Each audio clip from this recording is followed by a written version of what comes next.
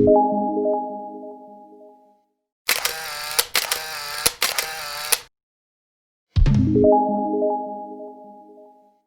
नमस्कार दोस्तों, एक बार आपका फिर से स्वागत है मेरे चैनल पर, जिसमें मैं हमेशा आपके लिए टेक से जुड़ा कुछ ना कुछ नया लेकर आता रहता हूं। तो हमने एक पुरानी वीडियो में बात की थी हैकर्स के बारे में। हैकर्स कितने टाइप के होते हैं, कौन कौन से होते हैं और क्या क्या हैकिंग करते हैं। आज हम बात करेंगे हैकिंग के बारे में, वो कितने टाइप की होती है, कैसे काम करती हैं, क्या क्या होता है, उनके बारे में हम जानेंगे, उनके नाम जानेंगे। और आज मैं आपको बताऊंगा 10 ऐसी हैकिंग के बारे में जो यूजुअली होती हैं, आपके साथ हो सकती हैं। तो आइए चलिए शुरुआत करते हैं आज के हमारी वीडियोस की हैकिंग के बारे में। तो सबसे पहले हम बात करेंगे की लॉगर्स के बारे में। तो की लॉगर्स क्या होते हैं? की लॉगर्स वो होते हैं, जैसा कि नाम से पता चल रहा है, की। अगर हम की बात करें तो की लॉगर्स वो होते हैं जो आपकी की टाइपिंग रिकॉर्ड करते हैं। आप जो कुछ भी की प्रेस करते हैं कीबोर्ड में, वो सारी रिकॉर्ड होती है, कैप्चर होती है और एक पर्टिकुलर पर्सन को सेंड कर दी जाती है। ये सॉफ्टवेयर के फॉर्मेट में मिलती है, जो कि ऑनलाइन भी काम कर सकती है, और ये हार्डवेयर के फॉर्मेट में भी आते हैं। ये डिवाइसेस आते हैं की लॉगर्स के, जो आपके डिवाइस जो सिस्टम में कनेक्ट कर दिए जाएंगे, और आपके सिस्टम में आप जो भी की प्रेस करेंगे वो की रिकॉर्ड होती जाएगी। फॉर एग्जाम्पल, मान लीजिए आपने अपना कोई पासवर्ड और यूजर नेम पुट किया, तो पर्टिकुलर की जो आपने उस पर प्रेस की, वो पर्टिकुलर की रिकॉर्ड होकर उस पर्टिकुलर पर्सन को सेंड हो जाएगी, जिसने वो आपके डिवाइस में इंस्टॉल किया होगा, या वो बाद में आपके सिस्टम से उस पर्टिकुलर की को निकाल सकता है। मान लीजिए आपको किसी ने अपना लैपटॉप दिया, या आपने किसी से उसका लैपटॉप या मोबाइल लिया कि आप कुछ उसमें अपना अकाउंट एक्सेस करना चाहते हैं, या अपना सोशल नेटवर्किंग पेज एक्सेस करना चाहते हैं, और आपने उसमें अपना यूजर नेम और पासवर्ड एंटर किया, और आपने बाद में लॉग आउट भी कर दिया, तो उसके पास वो पर्टिकुलर कीज जो आपने प्रेस की अपने डिवाइस में, वो जाके स्टोर हो गई। इसीलिए आपने देखा होगा कई सारी बैंकिंग वेबसाइट्स जो होती हैं, आपको वर्चुअल कीबोर्ड का ऑप्शन देती है, जिसमें आप अपने माउस की हेल्प से कीज को प्रेस करते हैं। वो सिर्फ की लॉगर से बचने के लिए ही होती हैं। तो अब हम आगे बढ़ते हैं, ऐसे ही अगली हैकिंग के बारे में बात करेंगे। तो अगली हैकिंग होती है डिनायल ऑफ सर्विसेज अटैक, या फिर डीडोस अटैक भी इनको बोलते हैं। डिनायल ऑफ सर्विसेज अटैक क्या होते हैं, इनके बारे में हम बात कर लेते हैं।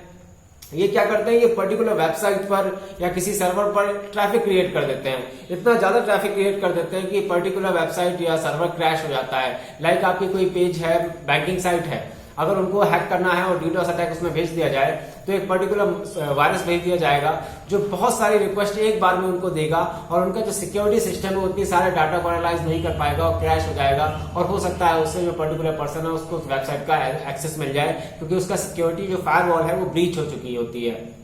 ये हमारा था दूसरा, DDoS attack, denial of service attack. तो अब हम आगे बढ़ते हैं हमारे तीसरे अटैक के बारे में। इसका नाम है water hole attack. Water hole attack, जैसा कि नाम से पता चल रहा है, वाटर होल, इसका आप ऐसे समझिए कि कोई नदी है, वो एक पर्टिकुलर पहाड़ी से बहकर आ रही है या कहीं से बहकर आ रही है, और अगर आप उसके सोर्स में पॉइजन मिला दें तो वो पूरी नदी जहरीली हो जाएगी। जी हाँ, वो सोर्स के लिए। तो इस सिचुएशन में क्या करता है, इस हैकिंग के बारे में अगर जानकारी लेने चाहते हो तो मैं आपको बताता हूँ। इस हैकिंग में क्या होता है, जो पर्टिकुलर हैकर होता है वो आपके रूटीन टाइम को एक्सेस करेगा। आप कब कहाँ जाते हैं, कब अपना लैपटॉप कहाँ एक्सेस करते हैं, किस वाईफाई से कनेक्ट करते हैं। फॉर एग्जांपल, आप रोज किसी कैफेटेरिया जाते हैं, किस यहाँ पर बैठ के आप कॉफी पीते हैं, और वहां पर अपना सिस्टम या लैपटॉप को वहां के वाईफाई से कनेक्ट करते हैं और अपना काम करते हैं। तो वो पर्टिकुलर पर्सन उस एरिया में एक फेक वाईफाई क्रिएट करेगा, और उससे आपको ओपन वाईफाई मिलेगा, आप उससे कनेक्ट हो जाएंगे, और जैसे ही आप उससे कनेक्ट करेंगे, वो पर्टिकुलर पर्सन आपका सारा डाटा आपके सिस्टम से एक्सेस कर लेगा, आपके जो इन्फॉर्मेशन है वो निकाल लेगा, और हो सकता है आपके सिस्टम में कोई वायरस भेज सके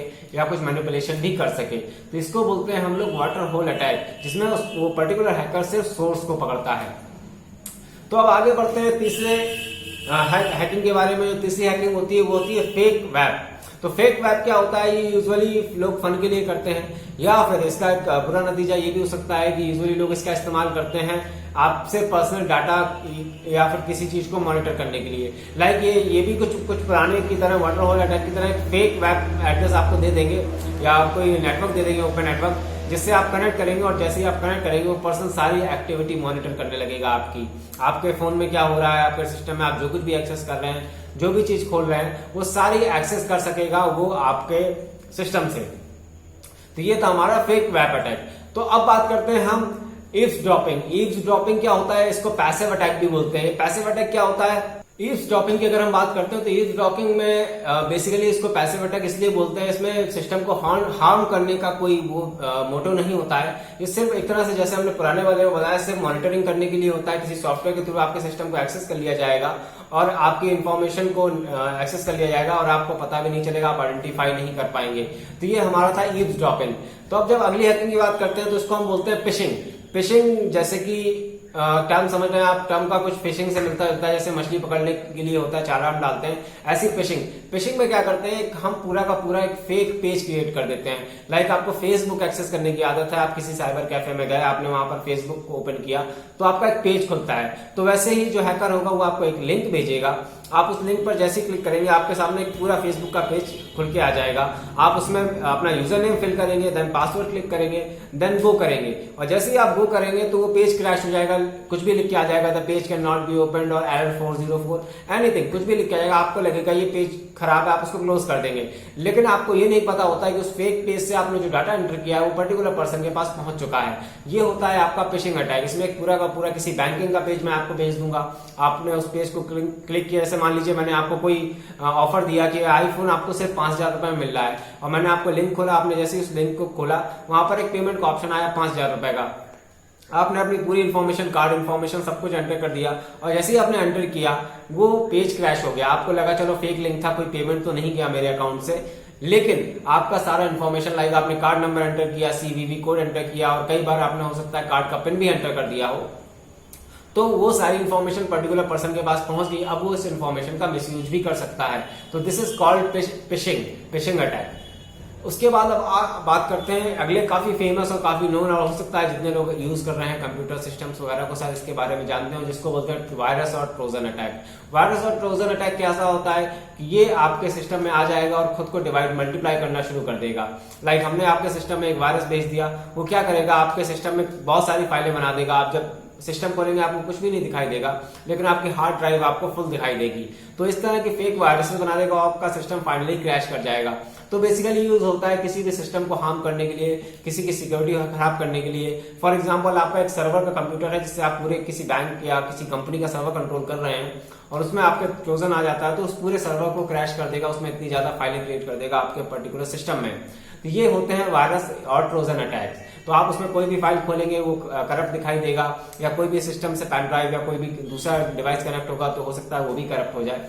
तो इस तरह के अलग अलग कई टाइप के वायरस और ट्रोजन अटैक्स होते हैं।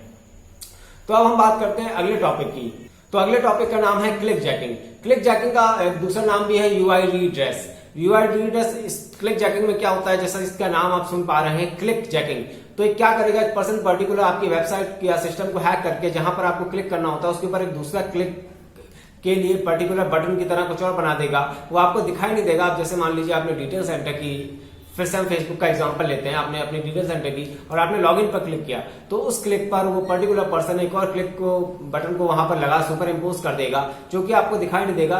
तो आपका लॉगिन पर क्लिक ना होकर उस पर्टिकुलर बटन पर क्लिक हो जाएगा, और आप जो करना चाहते हो सकता है वो आपको डिटेल्स डाटा सेंड हो जाए या कोई दूसरी वेबसाइट पे आपको रिडायरेक्ट कर दिया जाए। तो ये होता है क्लिक जैकिंग, जिसमें आपको बहुत सारी चीजें में जो क्लिक्स होते हैं जगह जगह क्लिक्स बना दिए जाएंगे, आप उस पर क्लिक करेंगे।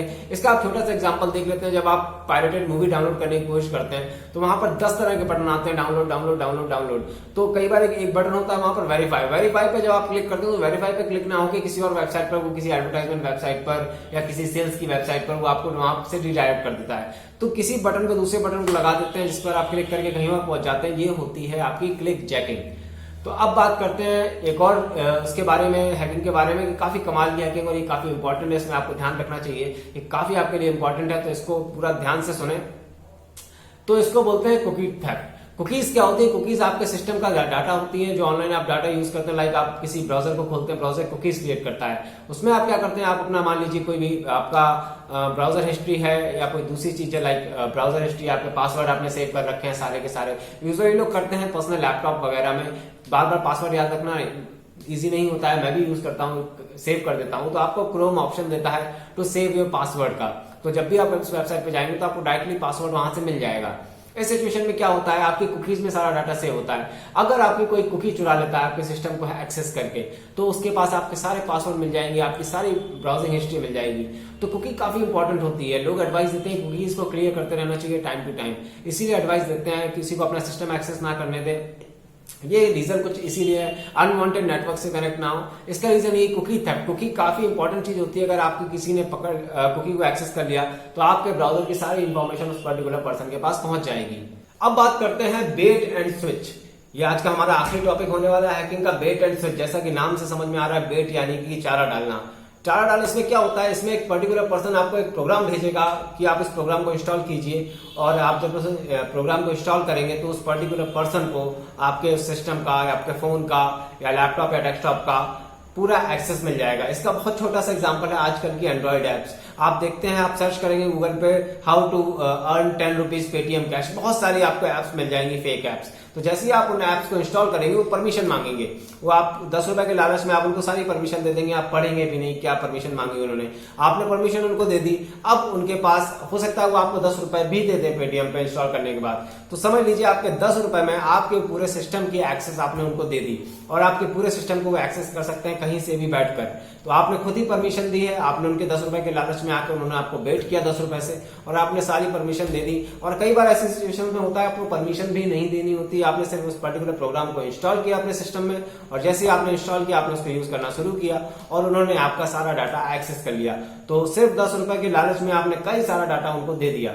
ये डाटा आपका जो बहुत कीमती था, आपकी प्राइवेसी से जुड़ा था, आपकी चैट्स हो सकती हैं, आपकी पर्सनल फोटोज हो सकती हैं, आपके पर्सनल डॉक्यूमेंट्स हो सकते हैं फोन में जो रखते हैं। आजकल मेल का सारा डाटा लोग फोन में एक्सेस करते हैं, एंड्रॉइड में, इवन मैं भी करता हूं। तो इसके लिए इसमें आप फेक एप्स जो होती हैं ऐसा ये सब करती हैं, जिनकी वजह से आपका डाटा ब्रीच हो जाता है। गवर्नमेंट ने कभी बहुत अच्छा कदम उठाया था, 59 एप्स बंद की थी पहले, अभी 47 नई एप्स की लिस्ट आ गई है।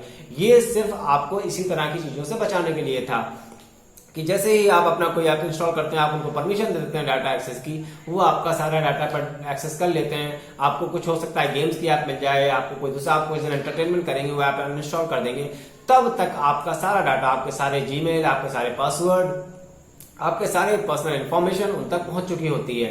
तो ये कुछ चीजें थी जिससे मैंने आपको आज इंट्रोड्यूस करवाया। कुछ हैकिंग जो कुछ होती है यूजुअली, आपको कैसे बचना है इनके बारे में भी आपको बता देता हूं। तो सबसे पहले मेरा सबको सुझाव ये रहेगा कि ना ही किसी का सिस्टम यूज करें और ना ही किसी को अपना सिस्टम यूज करने दें। इस बात का हमेशा ध्यान रखें। ना ही अपना सिस्टम किसी अननोन पर्सन को दें। लाइक आप कहीं रेलवे स्टेशन पर बैठे हुए हैं, आपने लैपटॉप में कुछ करना है, किसी ने मांगा कि वो आपके सिस्टम को एक्सेस करना चाहता है, कभी मत दीजिए। अब किसी भी फ्री ओपन वाईफाई के लालच में किसी भी अननोन नेटवर्क से कनेक्ट कभी मत कीजिए।